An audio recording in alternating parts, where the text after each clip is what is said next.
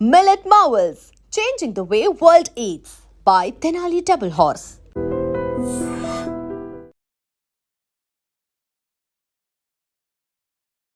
నా చెప్పుతో నేనే కొట్టుకో నా చెప్పుతో నేనే కొట్టుకో. అసలు ఎందుకు కొట్టుకున్నావు సార్ చెప్పుతో? బార్బరీకుడు మాట కోసం తల ఇచ్చేశాడు సార్ శ్రీకృష్ణుడికి తల ఇచ్చేశాడు. నేను ఇక్కడ ఏంటంటే మాట ఇచ్చాను చెప్పుతో కొట్టుకో. మోహన్జీ నువ్వు లేకపోతే నువ్వు ఏది అసలు పొరపాటును కూడా నీ మనసుకు తీసుకోకు. మనం ఎక్కడైనా పూరి గుడిసెలోనైనా బతుకుదాం, ఫెయిల్ అయిపోతే. ఊహించడానికి కూడా చాలా కష్టంగా ఉంది సార్.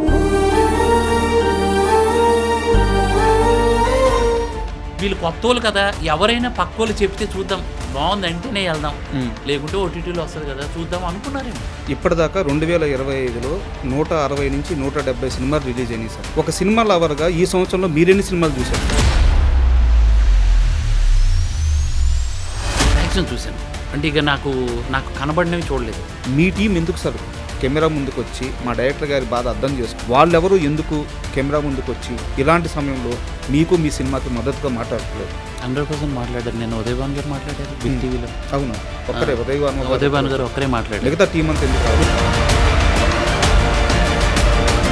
ఒక పబ్లిసిటీ స్టంట్ ప్లే చేసాడా అని ఒక క్వశ్చన్ రైజ్ అవుతుంది. దానికి ఏం సమాధానం చెప్తారు?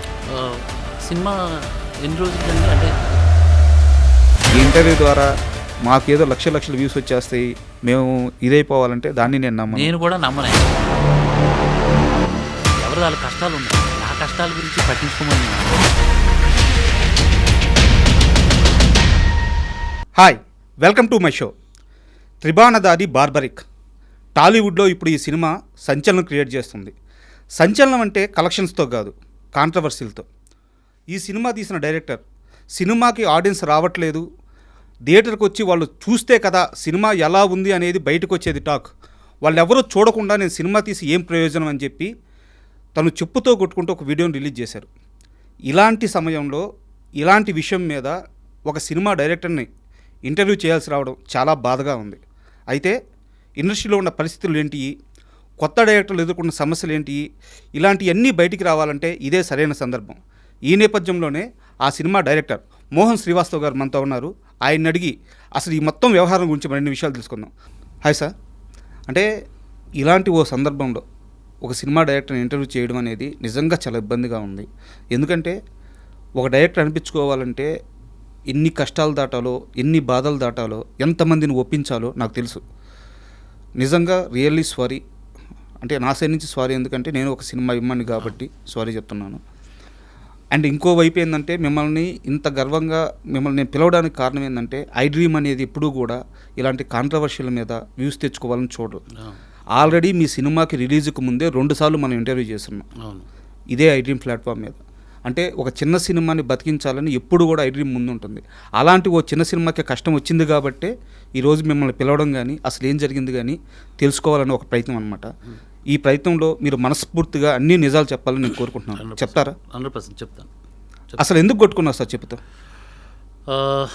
కొట్టుకోవడానికి రీజన్ వచ్చేసి కొంచెం నేనేంటంటే థియేటర్కి వెళ్ళాను. మీకు ఆల్రెడీ తెలిసింది, అది ఒక 8 మంది ఉన్నారు. అది ఎక్కడ డెప్షీట్ పడుతుందని నేను ఒక 2 టికెట్లు కొనుక్కున్నాను. సినిమా చూశాను. సినిమా అయిన తర్వాత నేను డైరెక్టర్ అని చెప్పకుండానే వాళ్ళకి ఇంటరాక్ట్ అయ్యాను. వాళ్ళ సినిమా చాలా బాగుంది అన్నారు. బాగుందన్న తర్వాత కూడా థియేటర్లో జనాలు లేరేంటి అంటే, జనాలు ఒక మినిమం 20% 30% వస్తే కదా టాక్ వెళ్తుంది అనేది క్వశ్చన్ ఉండిపోయింది. సరేలే అని చెప్పేసి అయిపోయింది. బాధగా కొంచెం బయటకు వెళ్తున్నా, పక్క స్క్రీన్లో సౌండ్స్ వస్తున్నాయి. ఇదేం సినిమా అని ఓపెన్ చేసి చూశాను. అందులో ఒక మలయాళం డబ్బింగ్ సినిమా అవుతుంది. దానికి ఆల్మోస్ట్ 80 to 90% ఆక్యుపెన్సీ ఉంది. సో నాకు చాలా బాధ అనిపించింది. నేను ఎక్కడ మేకింగ్లో తగ్గలేదు, క్యారెక్టరైజేషన్స్లో తగ్గలేదు, ఆర్టిస్టుల్లో తగ్గలేదు. ఇంత బాగా కథ తీసుకెళ్ళాను కదా, ఎందుకు నా సినిమాకి రాలేదు అనే క్వశ్చన్ నాలోనే వచ్చేసింది. అప్పుడే మా ఆవిడ కాల్ చేసింది, నేను సినిమా థియేటర్లో ఉన్నాను అని అంటే, నేను ఇంటికి వచ్చేస్తున్నాను అని అంటే ఆమె భయపడి వచ్చేసింది ఇంటికి. నేను ఇంటికి వెళ్ళేసరికి ఆమె ఉంది. అదేంటి నువ్వు సినిమా పూర్తిగా చూడలేదు ఏంటి అని అంటే గట్టిగా పట్టుకొని ఏడ్చింది. వచ్చేసరికి నేను చాలా అంటే నేనే బాధపడ్డం కాకుండా వీళ్ళని కూడా బాధ పెట్టేస్తున్నానా అని భయం పుట్టుకుంది. అంటే అనుకున్నాను అప్పుడు, అంటే నేను ఎక్కడ ఆత్మహత్య చేసుకుంటానేమో అన్న భయంతో ఆమె వచ్చేసింది. సో అది నేను ప్రేక్షకుడు కూడా నాకు ఫ్యామిలీ, వాళ్ళకి నచ్చేటట్టు ఉండాలి, నచ్చేటట్టు తీయాలి అనేది నా తాపత్రయము. నేను ఫ్యామిలీని వదిలేశానే, ఫ్యామిలీని పక్కన పడేసి సినిమా అనుకుని ఉండిపోయానే, వాళ్ళ ఎమోషన్స్ని నేను ఎప్పుడూ ఇచ్చేయలేదు, వాళ్ళని పట్టించుకోలేదు. వాళ్ళు ఇంతలా అయిపోయారా? నేను చాలా బలంగా ఉంటాను. నేను చెప్పుతో కొట్టుకున్నది కేవలం ముందు మాట అన్నాను సినిమాకి ముందు. సినిమా నచ్చకపోతే మీ దగ్గరికే వచ్చి నేను చెప్తూ కొట్టనేది ఛాలెంజ్ తీసుకున్నాను. సినిమా నచ్చిందో నచ్చలేదో క్లారిటీ రాలేదు నాకు. ఓకే, వస్తే ఫైన్. నేను అందుకు నేను అది ఇంకా జనాల్లో ఏమనుకుంటారు, సినిమా పూర్తిగా జనాలు వెళ్ళట్లేదంటే సినిమా పోయింది అనుకుంటారు కదా. అలా నేను మనస్తాపం అయిపోయింది నాకు. ఇది సినిమా బాగుంది అని అంటున్నారు, అక్కడ వచ్చి 8 మంది బాగుంది అంటున్నారు, చూస్తే థియేటర్లో జనాలు లేరు, రాకపోతే టాక్ ఎలా వెళ్తుంది, ఇలాంటి సినిమాకి ఎందుకు ఎంకరేజ్మెంట్ దొరకట్లేదు అనే బాధతో నేను మా ఆవిడ అప్పుడే చేయటం ఇవన్నీ నాకు ఎమోషనల్ ఇచ్చేసి ఇదైపోయాను. బట్ నేనేంటంటే బార్బరీకుడు మాట కోసం తలిచ్చేశాడు శ్రీకృష్ణుడికి, తలిచ్చేశాడు. నేను ఇక్కడ ఏంటంటే మాట ఇచ్చాను, చెప్తూ కొట్టుకున్నాను. That's it. ఆ ఎమోషన్ టైంలో అలా జరిగిపోయింది. సార్ ఇక్కడ స్ట్రైట్ క్వశ్చన్ సార్, మీరు సినిమాలో ఎవరే కదా? అవును. ఇప్పటిదాకా 2025లో 160 నుంచి 170 సినిమాలు రిలీజ్ అయినాయి సార్. చిన్న సినిమాలు అయితే ఏమి, పెద్ద సినిమాలు అయితే ఏమి. నేను చెప్పేది ప్రాపర్గా థియేటర్కల్ రిలీజ్ జరిగినవి. ఒక 10 థియేటర్లో 15 థియేటర్లో రిలీజ్ అయిన సినిమాలు ఇంకో 50-60 ఉండొచ్చు. ఒక సినిమా లవర్గా ఈ సంవత్సరంలో మీరెన్ని సినిమాలు చూశారు సార్? ఆల్మోస్ట్ మ్యాక్సిమం చూశానండి. అంటే నేను ప్రతి సినిమా చూస్తాను, there is no doubt. Maximum చూశాను. అంటే ఇక నాకు కనబడినవి చూడలేదు. నాకు ఈ క్వశ్చన్ కూడా వచ్చింది, మీ సినిమా నాకు వినపడలేదు, కనపడలేదు అన్నోళ్ళు ఉన్నారు. So I agree with that. నిజంగా నేను జనాలకు రీచ్ అవ్వకపోతే అది నాతో ప్రయోగం. అంటే ఇక్కడ మొత్తం వ్యవహారంలో బాగా రీచ్ అవుతున్న క్వశ్చన్ ఏంటంటే, ఒక 2 రోజులు ఎదురు చూసుంటే నిజంగా తన సినిమా బాగుందంటున్నాడు, కంటెంట్ బాగుందంటున్నాడు. సో ఒక 2 రోజులు ఎదురు చూడలేకపోయాడా? ఎమ్మడే వీడియో రిలీజ్ చేయడం ఎందుకు? ఇదంతా పబ్లిసిటీ స్టంటా? ఆడియన్స్ని థియేటర్కి తెప్పడానికి ఈ ఎమోషన్గా ప్రేక్షకుల్ని ఎమోషనలైజ్ చేసి ఒక పబ్లిసిటీ స్టంట్ ప్లే చేసాడా అని ఒక క్వశ్చన్ రైజ్ అవుతుంది. దానికి ఏం సమాధానం చెప్తారు? సినిమా ఎన్ని రోజులు కండి, అంటే ఎన్ని రోజుల్లో సినిమా అయిపోతుంది? ఈ రోజుల్లో పెద్ద సినిమా అయినా చిన్న సినిమా అయినా ఒక వీకెండ్ సార్. 1 వీకే కదా, 1 వీకెండ్ కదా. నేను వీడియో ఎప్పుడు పెట్టాను? ఆ రోజు నైట్ పెట్టారు, రిలీజ్ రోజు పెట్టలేదు. అదే నైట్. నిజంగా నాకు అలాంటి స్టంట్ చేయాలని ఉంటే ఫ్రైడే మార్నింగ్ షో అయిపోగానే, సండే నైట్కి పెట్టారు. ఫ్రైడే మార్నింగ్ షో అయిపోగానే మ్యాట్ని నుంచి పికప్ తీసేసుకుందాం, ఏదైనా స్టంట్ చేద్దాం అనేసి అనుకోవాలి కదా. నేను ఎప్పుడు పెట్టాను? సండే పూర్తిగా సినిమా డెడ్ అయిపోయింది, థియేటర్లో నుంచి తీసేస్తున్నారు, డెబ్షీట్లు పడుతున్నాయి అన్నప్పుడు నేను పెట్టాను. నేను అలా ఎమోషనల్ అయిపోయాను, కానీ ఈ సినిమా నెక్స్ట్ వీక్ చూడాలనో లేకపోతే అలాంటి ఉద్దేశం అనేది నాకు అస్సలు లేదు. నా బాధ ఏంటంటే సినిమా రిజల్ట్ ఏదో ఒకటి పోయింది, బాగుంది, ఈ రెండింటిలో ఒకటి చెప్పుంటే బాగుండేది. ఎవరు ఎత్తుకోలేదు సార్ సీరియస్గా. రివ్యూవర్స్ వెబ్సైట్స్ చాలా బాగా రాసాయి, కానీ సోకాల్డ్ పెద్ద పెద్ద రివ్యూవర్స్ వాళ్ళని చూసి సినిమా వెళ్ళేవాళ్ళు ఇప్పుడు మలయాళం సినిమాలకి తెగ డిటర్మినేషన్, వర్కౌట్, మ్యాజిక్ ఇలా చెప్పే రివ్యూవర్లే ఎవరు మన తెలుగు సినిమాని పట్టించుకొని కనీసం it's a bad film, it's a overall non linear, not sinking, ఇది ఏదో చెప్పాలి కదా. అది కూడా చెప్పలేదు అంటే it's not I give you పుచ్చు ఏదో చెప్పాలి కదా. ఎవరు ఎత్తుకోలేదు సార్ దీన్ని పట్టించుకొని ఉంటే నాకు ఈ బాధ ఉండేది. నాకు నేను అలా ఇప్పుడు సార్ ఇదే రివ్యూవర్స్ మలయాళం సినిమాకి ఇచ్చారు, సెకండ్ హాఫ్ అసలు బోరింగ్ నిద్ర వచ్చేసిందని ఒక రివ్యూవర్, పెద్ద రివ్యూవరే చెప్పాడు. అలాగని సినిమాకి వెళ్ళటం మానట్లా. ఆడియన్కి నచ్చితే వాళ్ళ రివ్యూవర్ల గురించి అసలు పట్టించుకోరు సార్, ఫస్ట్ థింగ్. బట్ ఆ రివ్యూవర్లు చెప్తే ఫస్ట్ వెళ్తున్నారు, జనాలకు సినిమా ఉందని తెలుస్తుంది థియేటర్కి వెళ్తున్నారు. ఇక రివ్యూవర్ ఆడి ఒపీనియన్ కాబట్టి వీళ్ళ ఒపీనియన్ వీళ్ళు ఫాలో అవుతూ సినిమా చూస్తున్నారు. బట్ నాకు ఎత్తుకోవడానికి ఎవరూ లేరు. ఓకే, ఇప్పుడు ఎగ్జాంపుల్ ఆ మలయాళం సినిమాకు ఒక పెద్ద కంపెనీ ఉంది, ఆ కంపెనీ మీద చాలా నమ్మకం ఉంది, జనంకి నమ్మకం ఉంది. ఈ సినిమా వాళ్ళైతే ఖచ్చితంగా వాళ్ళు చేశారు అని అంటే సినిమా చూడొచ్చు అని ఆ నమ్మకంతో పాటు పెద్ద పెద్ద రివ్యూవర్స్ ఉన్నారు. నా సినిమాని మోయడానికి నా వెనకాల పెద్ద కంపెనీ లేదు. సార్ నేను డెబ్యూ డైరెక్టర్ని, మా ప్రొడ్యూసర్ డెబ్యూ, వీళ్ళ వల్ల ఎంత క్వాలిటీ పెట్టి అంత ఎక్స్ట్రాడినరీగా సినిమా మేకింగ్ పెట్టినా కూడా జనాలు రాలేదు. అంటే మేబీ వీళ్ళు కొత్తోళ్ళు కదా, ఎవరైనా పక్కోళ్ళు చెప్తే చూద్దాం, బాగుంది అంటేనే వెళ్దాం, లేకుంటే ఓటీటీలో వస్తుంది కదా చూద్దాం అనుకున్నారేమో. కానీ పక్కోళ్ళు చెప్పడానికి ఆ పక్కోళ్ళు కూడా వెళ్ళలేదు అంటున్నాను నేను. ఓకే, ఆ ఒక్కరైనా వెళ్తే ఇంకొకరికి చెప్తారు కదా అనేది నా మెయిన్ ఇది. మీరు ఇందాక ఒక మాట అన్నారు సార్, అంటే సినిమా వచ్చింది కూడా చాలా మందికి తెలియలేదు అని చెప్పి ఒక మాట అన్నారు. ఇది మీ ఫెయిల్యూర్ కాదా? నేను అది యాక్సెప్ట్ చేస్తాను సార్ 100%. ఎందుకంటే 1.5 CR ఖర్చు పెట్టాము. ఆల్మోస్ట్ సాంగ్ కూడా 7 million 8 million వెళ్ళింది. ఇంకో సాంగ్ 2-3 million వెళ్ళింది. ఇన్స్టాల్ అయితే చాలా గట్టిగా వెళ్ళింది. ఆల్మోస్ట్ 20 to 30 millions క్రాస్ చేసింది. ఇంత చేసింది కూడా నేను 1.5 crore ఖర్చు పెట్టినా ప్రాపర్గా ఇది జనాలకు రీచ్ అయ్యేటట్టు ఖర్చు పెట్టలేదేమో అన్న అదైతే ఒప్పుకుంటాను సార్. ఎందుకు అని అంటే నేను నిన్న జరిగిన సంఘటన తర్వాత ఈ వీడియో వైరల్ అయిపోయిన తర్వాత కింద కామెంట్లు చేశారు, అన్నా నీ సినిమా నాకు తెలియదు అన్న, నీ సినిమా ఉందనే తెలియదు అన్న మాకు. ఎగ్జాక్ట్లీ సినిమా లేకుండా మీరు సినిమా మా దగ్గరికి తీసుకురాకుండా సినిమా చూడమని అంటే మేము ఎట్లా చూస్తామన్నా, మీరు అలా అలా చేసేసరికి చాలా బాధ అనిపించింది అన్న, నేను రేపు సినిమా చూసి చెప్తానన్నా అని అన్నారు. అదే కాల్ చేసి నా దగ్గర ఇప్పుడు ఒక దగ్గర 1500 మెసేజ్లు ఉంటాయి. అందరూ కాల్ చేసి మెసేజ్ పెట్టి సినిమా నిజంగా బాగుందన్న, ఫస్ట్ హాఫ్ కొంచెం చిన్న డ్రాగ్ అనిపించింది ఒకరు, నిజంగా సినిమా చాలా బాగుంది, ఎక్సలెంట్ ఫిల్మ్ అన్న వాళ్ళు ఒకరు.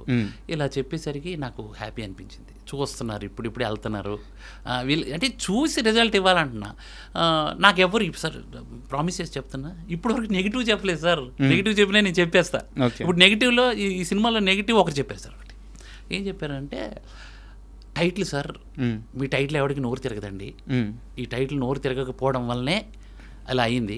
ఇంకోటి, ఇంత గ్రాండ్గా తీశారు సినిమా మీరు, మాకు ఏదో డబ్బింగ్ సినిమా అలా కనపడింది సార్ పోస్టరు. ఓకే, ఇదేదో బార్బరిక్ అంటే డబ్బింగ్ సినిమా అని అన్నారు. ఇలాంటివన్నీ వచ్చేసారు. ఇదంతా జరిగిన తర్వాత సినిమాకి వెళ్ళి సో వండర్ఫుల్ ఫిల్మ్ అంటున్నారు. నిన్న 150 మంది ఐఆర్ ఆఫీషియల్స్ ఢిల్లీలో చూశారు సినిమా. ఓకే, మెసేజ్ నా దగ్గరే ఉంది. ఒక్క లైన్ మీకు చదువుతా చూడండి. Movie having gripping screen play and story, nice background music and fabulous acting by each and every actor. It's 100 times better than పెద్ద సినిమాలు, రీసెంట్గా సినిమా రిలీజ్ అయిన పెద్ద సినిమాల కంటే బిగ్ బడ్జెట్ మూవీస్ అని పెట్టారు. ఇక మిగతాదంతా వాళ్ళు ఎమోషన్ రాశారు. ఇట్స్ వండర్ఫుల్ ఫిల్మ్ అని 150 మంది చూసి మనకి ఢిల్లీ నుంచి మెసేజ్ పెట్టారు. నేనేమంటున్నానంటే, థియేటర్కి వెళ్తేనే ఆ సినిమా తాలూకా అసలు బాగా తీసారా బాగా తీయలేదా చుట్టేలే సార్, అది నేను చెప్తున్నాను. నేను మేబీ మీరు సినిమా చూసాను చూసి ఉంటారు. సో నా రివ్యూ కూడా నేను ఇప్పుడు ఇదే ఇంటర్వ్యూలో నేను చెప్తాను. తప్పకుండా మీ రివ్యూ కూడా చెప్తే ఏమంటుందండి, నేను యాక్సెప్ట్ చేస్తాను. ఎందుకంటే నాకు రివ్యూ కావాలి అంతే, బాగుందా బాగాలేదు అనేది కావాలి.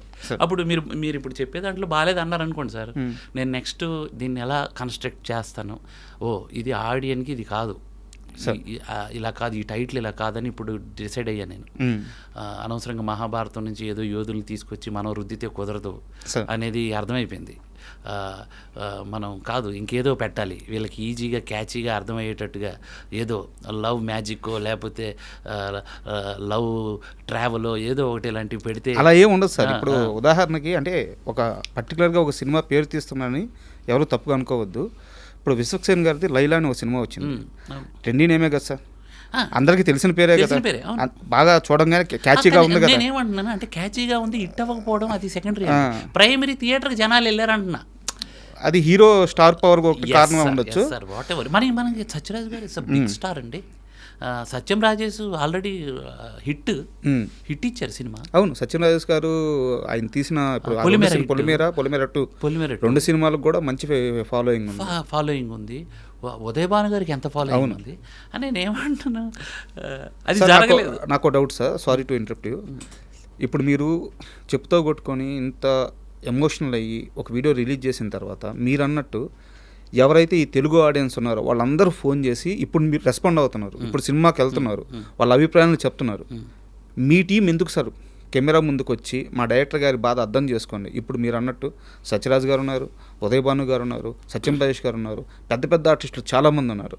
వాళ్ళెవరు ఎందుకు కెమెరా ముందుకు వచ్చి ఇలాంటి సమయంలో మీకు మీ సినిమాకి మద్దతుగా మాట్లాడట్లేదు? 100% మాట్లాడారు. నేను ఉదయ్ భాను గారు మాట్లాడారు బిగ్ టీవీలో. అవును, ఒక్కరే ఉదయ్ భాను గారు ఒక్కరే మాట్లాడారు. మిగతా టీం అంతా ఎందుకు రావాలి? 100% అందరూ ఇప్పుడు చాలా దాంట్లో మాట్లాడారు. ఇప్పుడు మనకి ఇప్పుడు తెలియదు అంతే. ఇప్పుడు మీరు సాయంత్రం లేకపోతే రేపు ఉదయం వరకు చూడండి, సత్యరాజ్ గారు కూడా సత్యరాజ్ గారు 71 years ఆయన నేను ఎక్కడికి రమ్మంటే అక్కడికి వచ్చారు. ఈ చిన్న విషయం మాట్లాడరా ఆయన 100% మాట్లాడుతున్నారు. అది కాకపోతే ఇంకొక థింగ్ ఏంటంటే సార్, నేను ఒకటే చెప్తున్నా, నా మీద జాలితోనో నేనేదో ఎమోషనల్ అయిపోయాను బాధతోనో సినిమా మీరు హిట్టు సినిమా సూపర్ ఉంది చెప్పొద్దు, వద్దు, అది మళ్ళీ మిస్లీడ్ అవుతుంది. సో కాబట్టి నేనేమంటానంటే సినిమా జెన్యూన్గా నచ్చితేనే. బట్ ఒకటి ఉంటుంది కదా, below average hit, super hit, blockbuster, ఏదో ఒకటి ఉంటుంది. నేను అందుకని నా నెంబర్ కూడా ఇచ్చాను. నా నెంబర్ కింద కామెంట్ కొట్టండి, అన్న ఇట్స్ యావరేజ్ ఫిల్మ్ అన్న, ఐఎమ్ సారీ అని పెట్టండి అని చెప్తే అయిపోయింది. ఇప్పుడు నా రివ్యూ చెప్పొచ్చా? ప్లీజ్. మూవీకి వెళ్ళిన తర్వాత సార్ నాకు అనిపించింది ఏంటంటే, ఇప్పుడు ప్రజెంట్ ఒక కిడ్నాప్ డ్రామాగా స్టార్ట్ అయిన మూవీలో మీరు తీసుకొచ్చేసి ఆ ఎలిమెంట్స్, మహాభారతం ఎలిమెంట్స్, ఆ క్యారెక్టరైజేషన్స్ తీసుకొచ్చేసి, మైథాలజీ ఎలిమెంట్స్ తీసుకొచ్చేసి అక్కడక్కడ ప్రజెంట్ చేసుకుంటూ వెళ్ళిపోయారు. ఇదేంటంటే ఒక కిడ్నాప్ డ్రామా, కొంత క్యారెక్టర్ ఆర్టిస్టులు వాళ్ళు జర్నీ ఇది నడుస్తూ ఉంటుంది, స్క్రీన్ ప్లే లేయర్లుగా పోతూ ఉంటుంది. బట్ ఎక్కడైతే ఆ సత్యరాజ్ గారి మనవరాలు కిడ్నాప్ అయిందో ఆ సీక్వెన్స్ అంతా చాలా అద్భుతంగా ఉంది, చాలా ఎమోషనల్గా ఉంది. బట్ మధ్యలో ఈ క్యారెక్టరైజేషన్స్ రావడం వల్ల, ఈ హీరోల క్యారెక్టరైజేషన్స్, ఉదయ్ భాను గారి క్యారెక్టరైజేషన్స్ రావడం వల్ల ఆ ఎమోషన్ అంతా ఎక్కడికక్కడ ముక్కలుగా ఆగిపోతుంది. ఆ ఫ్లో మిస్ అయిపోతున్నాం. స్క్రీన్ టైంని మధ్యలో వాళ్ళు వచ్చి ఫిల్ చేయడం వల్ల అంతకుముందున్న ఆ సత్యరాజ్ గారి ఎమోషన్ అంతా మిస్ అయిపోయి ఫస్ట్ హాఫ్లో ఏదో ఒక తెలియని ఫీల్ మిస్ అయింది. సెకండ్ హాఫ్కి వచ్చేసరికి సినిమా స్క్రీన్ ప్లే అద్భుతంగా ఉంది. బట్ నాకు సెకండ్ హాఫ్ మొత్తం మీద చూసిన తర్వాత నా పెద్ద కంప్లైంట్ ఏంటంటే, త్రిభావనధారి బార్బరిక్ అని మీరు పెట్టిన తర్వాత ఆ క్యారెక్టర్ని రెఫరెన్స్ కోసం అక్కడక్కడ చూపించారే కానీ కథలోకి ఆ క్యారెక్టర్ని తీసుకురాలి. ఆ క్యారెక్టర్కి ఈ సినిమా కథలో క్యారెక్టర్ లేదు.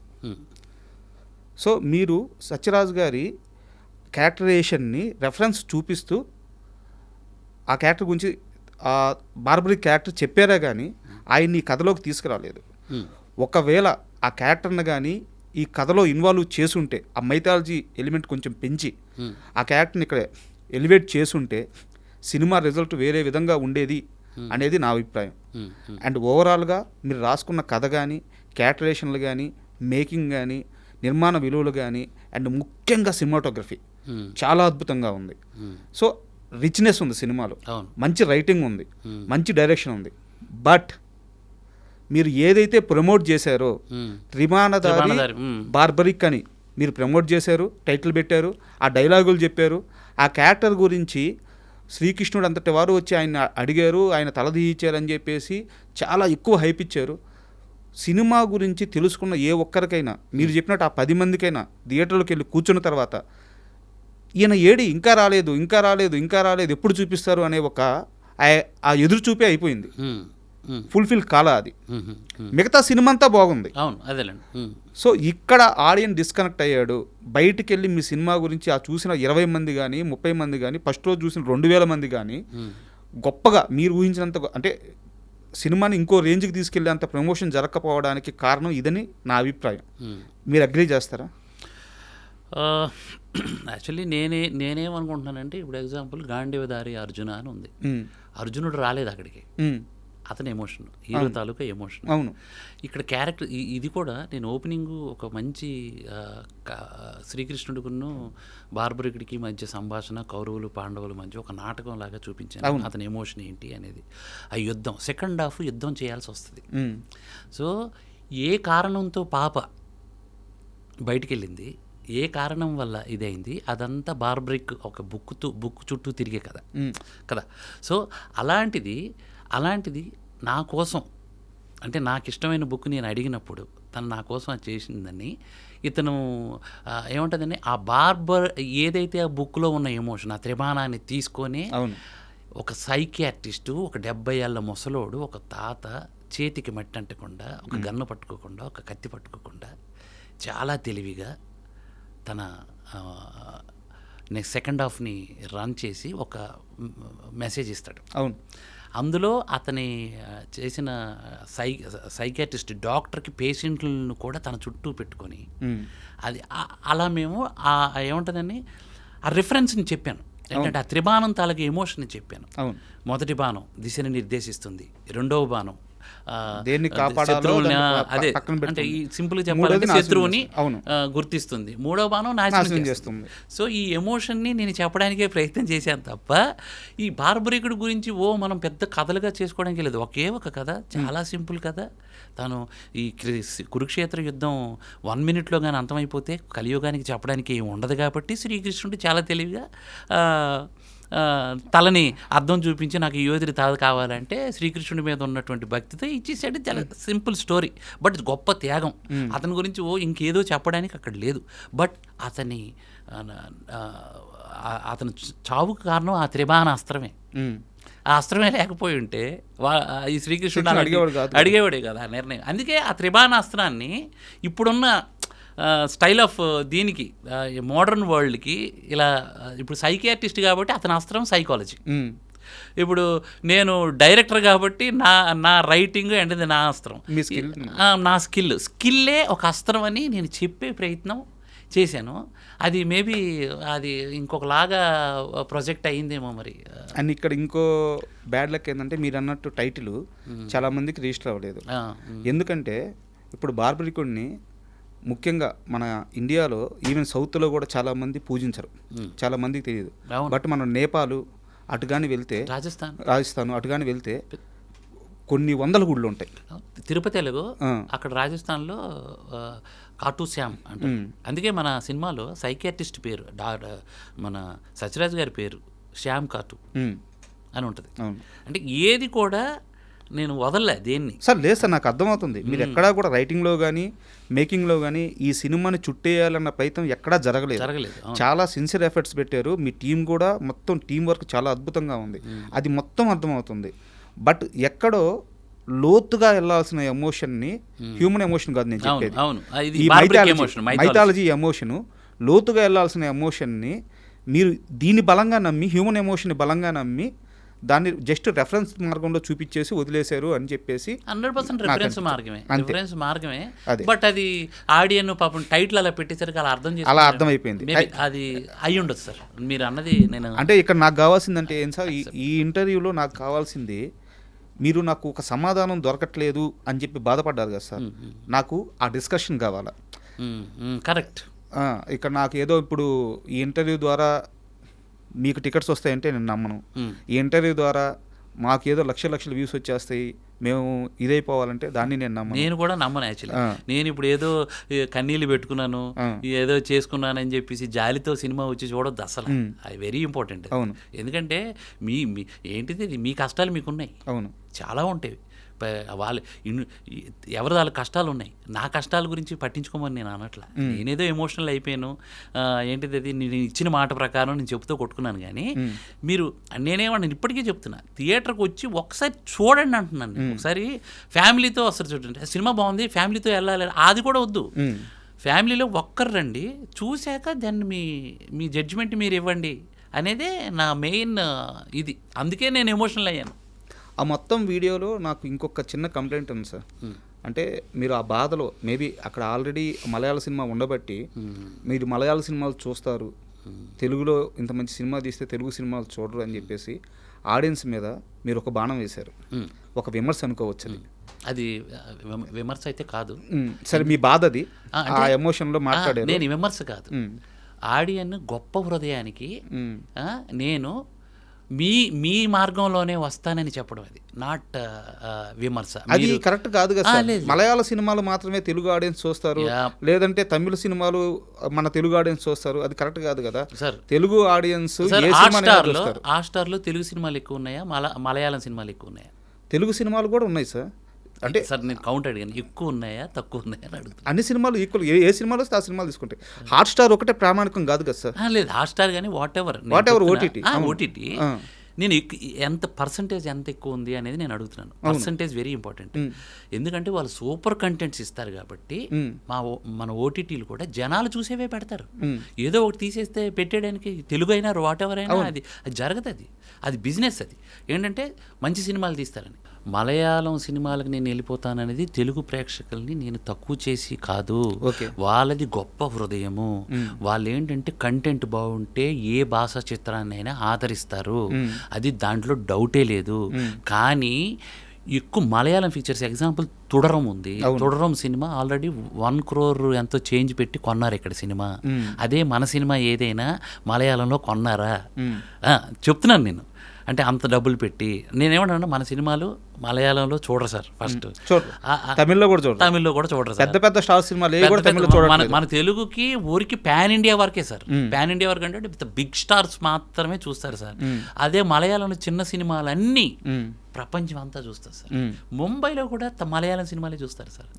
సో నేను అది బాగా దాన్ని ఇలాంటి కంటెంట్స్ ఇస్తే తీస్తారని ఇలాంటి నేను కొత్తగా ప్రయోగం చేశాను. అంటే ఇలా తీయాలి సినిమా అనేది నేను తీసుకున్నాను. ఇప్పుడు హాట్స్టార్లో ఉన్న సినిమాలు వాళ్ళు బిజినెస్ సార్. మంచి సినిమాలు మలయాళం చూస్తారు కాబట్టి వాళ్ళు పెట్టుకుంటారు. నా సినిమా నేను ఫోర్స్ఫుల్గా పెట్టమంటే పెట్టరు. అలా జరగదు అది. సో నేను ఆ నమ్మకం నాకు ఉండింది. అందుకే నేనేమన్నానంటే ఓహో అంటే వీళ్ళకి అంటే ఆడియన్కి ఈ తెలుగు సినిమా 3 రకాలు అయిపోయింది. ఒకటి స్టార్స్ తెలుగు సినిమా, ఇంకొకటి dubbing Telugu cinema, Malayalam what ever dubbing Telugu cinema, and Telugu cinema అనే దాంట్లో నేను ఉండిపోయాను. మేబీ దానికి కనెక్ట్ అవ్వలేదేమో రాలేదేమో అన్న చిన్న భయం. అందుకే నేను థియేటర్కి వచ్చి బాగలేకపోతే తెలుగు సినిమా రా ఇది అని వ్యంగ్యంగా నవ్వి వదిలేయండి, మీరు తీయలేర్రా అనేది నవ్వు వదిలేయండి అనేదే నా ఇంటెన్షన్ సార్. ఆ నవ్వులు నాకు కావాలి. యాక్చువల్లీ నాకు మెసేజ్లు కావాలి. నేను అప్పుడు దాన్ని మార్చుకుంటాను. నేను మార్చుకొని ఇంకేదో ఆలోచిస్తాను, ఇంకేదో చేయాలని. ఎందుకంటే ఇదే సార్, ఇక్కడే బతకాలి, ఇక్కడే చావాలి ఇండస్ట్రీలోనే. అది ఒక సినిమా పోయిందని ఏమంటారు ఇంటికి వెళ్ళిపోతాము అది ఒక డైలాగ్ ఉంటుంది నేను ఇంతే సినిమాలో. రే మనం ఇక్కడే బతకాలరా, మన చావు ఇక్కడే రా అనేది అది 100%. సో అంటే నా నెక్స్ట్ క్వశ్చన్ కూడా అదే.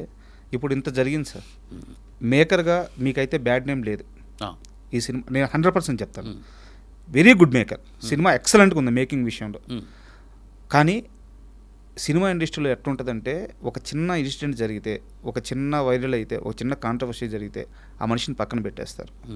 ఇప్పుడు ఇంత ఇష్యూ నడిచింది, మీరు సినిమా కోసమే చేశారు, సినిమా మీద ఉన్న ప్రేమతోనే చేశారు.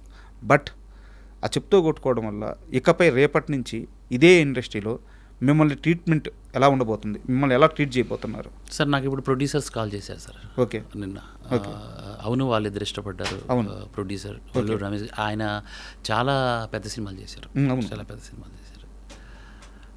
నువ్వు 100% వాస్తవం మోహన్. అందరూ పెయిన్ అలాగే ఫీల్ అవుతున్నారు. సో నీకు మంచి భవిష్యత్తు ఉంటుంది, దెర్ ఈజ్ నో డౌట్.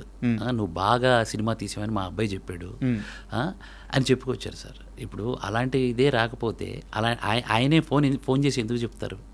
అలాగే ఇంకొక 4-5 ప్రొడ్యూసర్లు కాల్ చేశారు సార్, పేర్లు చెప్పకూడదు, పెద్ద వండర్ఫుల్. అదే తెలుగు సినిమాకి థియేటర్కి జనాలు రావాలి. ఇలాంటి వాళ్ళు ఎవరైనా కంటెంట్ చేసి పిలిస్తే రాకపోతే 100% బాధపడాలి. మీది 100% అది వాస్తవం అనేది ఉంది సార్. అవకాశాలు రావా అనేది ఏంటంటే సార్, ప్రొడ్యూసర్లు టాలెంట్ ఉంటే ఖచ్చితంగా అవకాశం ఇస్తారు, దాంట్లో డౌట్ లేదు. నేను ఇప్పుడు తప్పు చేయలేదు. నేనేంటి నా పర్సనల్ నా ఎమోషన్ నేను ఎక్స్ప్రెస్ చేశాను, కానీ తప్పేం లేదు, దాంట్లో తప్పేం లేదు. కానీ ఇది రకంగా నేను చెప్పాలంటే ప్రొడ్యూసర్ కోణంలో ఆలోచించాను సార్. నా ప్రొడ్యూసరు సాయంత్రం, ఇదే ఆదివారం సాయంత్రం కళ్ళలో నీళ్ళు తిప్పుకొని ఇంటికి వెళ్ళిపోయాడు సార్. అతను ఏమైపోతాడని నేను అనుకోవాలి. యాక్చువల్గా మీ వీడియో రిలీజ్ అయిన తర్వాత చాలామంది మొదటగా అనుకుంది ఏంటంటే, అంటే కంటెంట్ పూర్తిగా చూడకముందు మీరు అలా బాధపడుతూ అలా మీ కళ్ళలో నీళ్ళుంటే అనుకుంది ఏంటంటే మీరు నిర్మాత అనుకున్నారు ఫస్ట్. అవును, చాలామంది అనుకున్నారు సార్. నేను చాలా ఎమోషనల్. నేను ఒక నిర్మాత కూడా డబ్బులు లాస్ అవుతున్నాడంటే నేనే తీసుకుంటాను, నేను వదిలిపోను అయ్యో అని, నేను అది ఇచ్చేసుకుంటాను. నాకు అంత బాధ. నేనేంటంటే సార్ నాతో ఏం మాట్లాడలే, విజయ్ గారు కాము ఉన్నారు, ఒక మాట అనలేదు. కళ్ళల్లో కొంచెం నీళ్ళు తిప్పుకొని ఇంటికి వెళ్ళిపోయాడు ఆయన. సో నేనేమంటున్నానంటే సార్ ఇది నేను ప్రొడ్యూసర్ గురించి ఆలోచిస్తున్నాను సార్. ఈరోజు సినిమా బతికితే ప్రొడ్యూసర్ ఇంకో 4 సినిమాలు తీస్తాడు కదా సార్. ఇంకో నలుగురు ఆయన 10 సినిమాలు తీస్తానన్నాడు, ఇంకో 10 మంది డైరెక్టర్లు వస్తారు కదా. ఇప్పుడు నాకు తర్వాత అవకాశం ఇవ్వకుండా చంపేస్తే, ఒకవేళ అలాంటి ఆలోచనే ఉంటే, అలాంటి ఆలోచన 100% ఉండదు sir. There is no doubt. ఎంత అయింది సార్ సినిమాకి ఖర్చు? సినిమాకి 9.5 నుంచి 10 అయింది సార్. ఎంత కలెక్ట్ చేసింది ఇప్పుడు వరకు?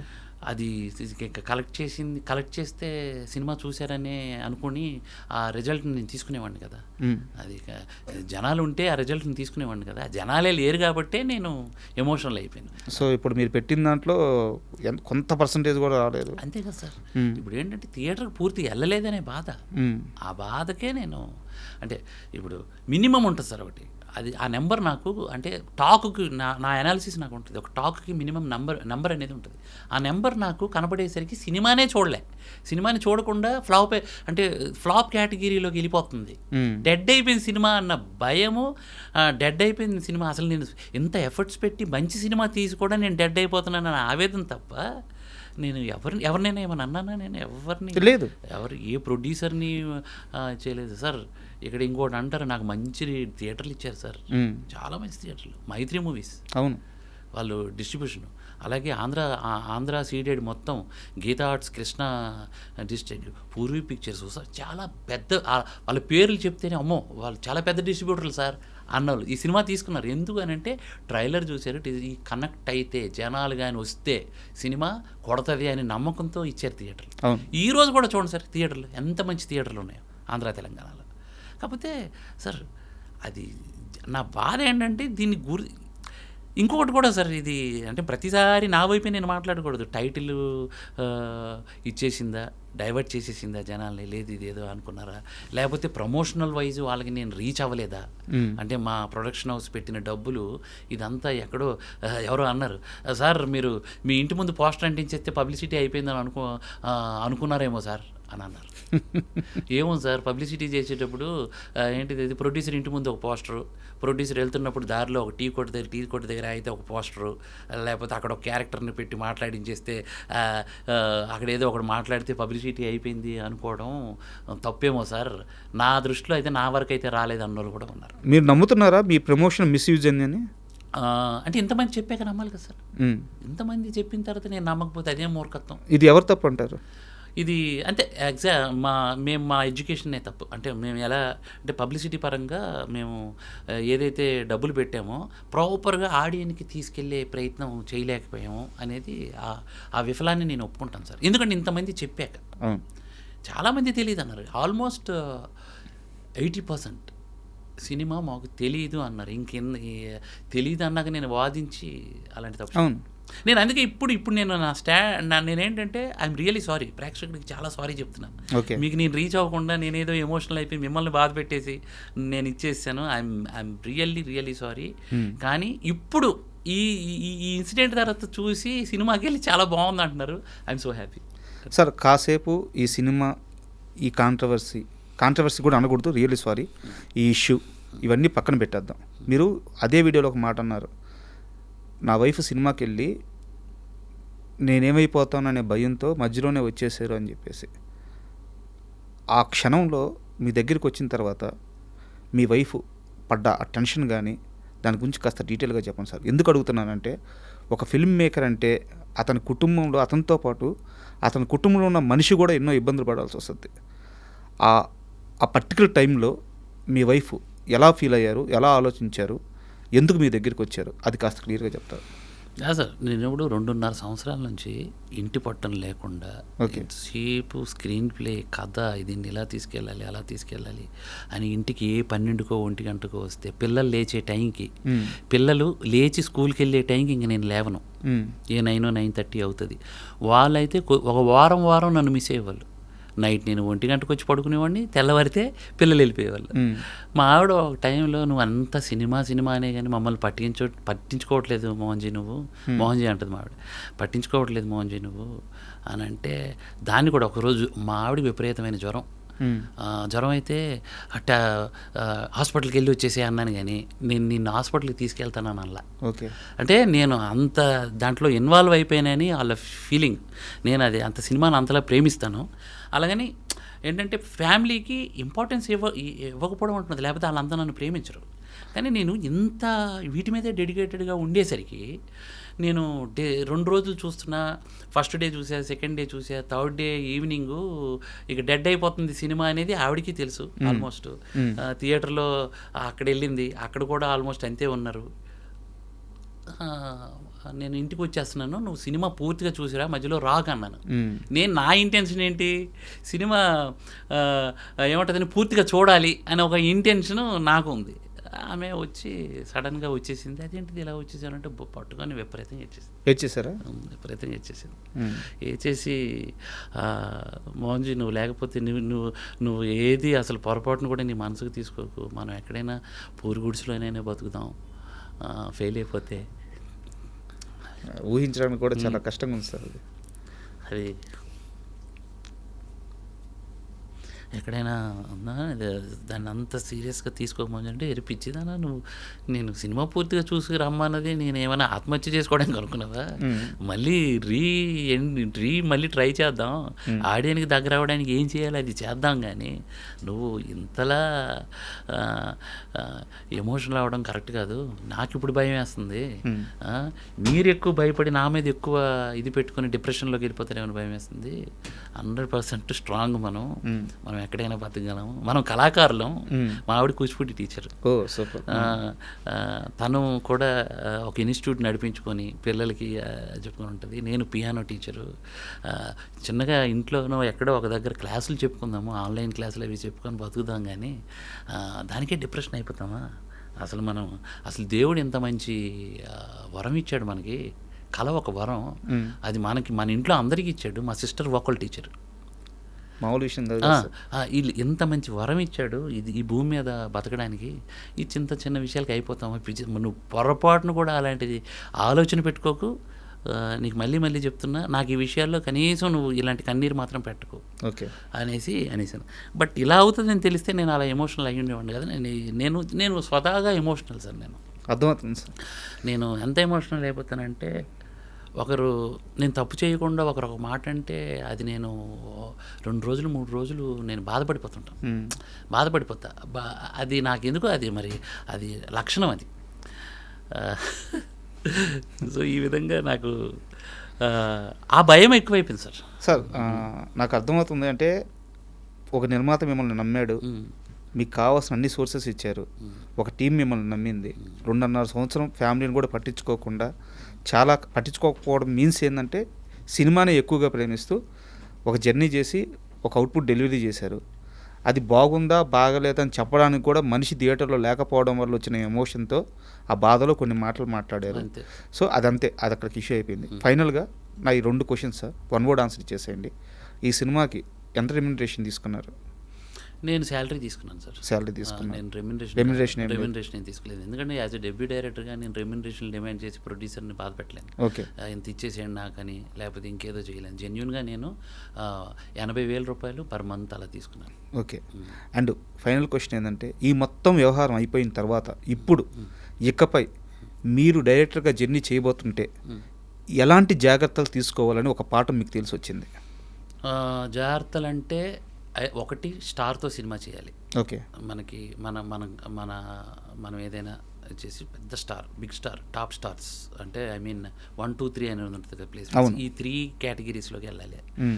వెళ్తే లేదా సినిమా కానీ ఇప్పుడు కొత్తోళ్ళతో తీసిన ఆడియన్ పల్స్ అర్థం చేసుకొని ఏం చేయాలంటే ఎక్కువ ప్రమోషన్స్ మీదే కాన్సన్ట్రేట్ చేయాలి.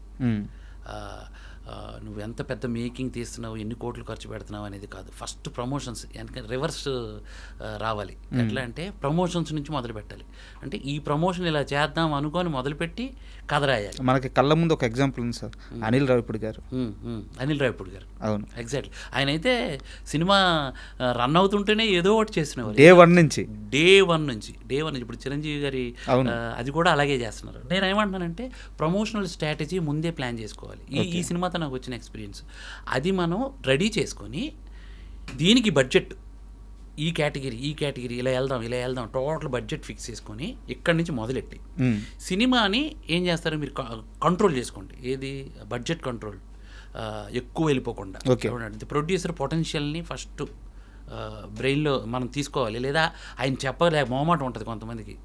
మొహమాటంతో ఏం చేస్తారు, పర్లేదు అది ఇది అని అంటారు. సో వాళ్ళని ఏంటంటే అబ్జర్వ్ చేసి రియల్గా అడిగేసి ఈ బడ్జెట్ని కంప్రెస్ చేసుకొని పబ్లిసిటీకి బాగా జనాల్లోకి తీసుకెళ్ళడానికి మీరు ఎంత ప్రయత్నం చేస్తారో చేస్తే ఖచ్చితంగా సినిమా వెళ్తుంది. సో నేను నేర్చుకున్నది అది. నేను చిన్న సినిమా చేసినా ఈసారి చేసేది అది.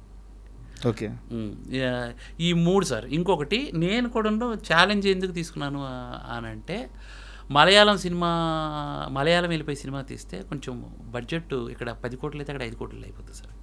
ఎందుకంటే అక్కడ కాల్ షీట్స్ వేరు, అక్కడ బత్తాలు వేరు, అక్కడ ఉన్న చిన్న ఇండస్ట్రీ, ఇది పెద్ద ఇండస్ట్రీ. సో దానివల్ల ఆ ఎమోషనల్గా కూడా ఉంది.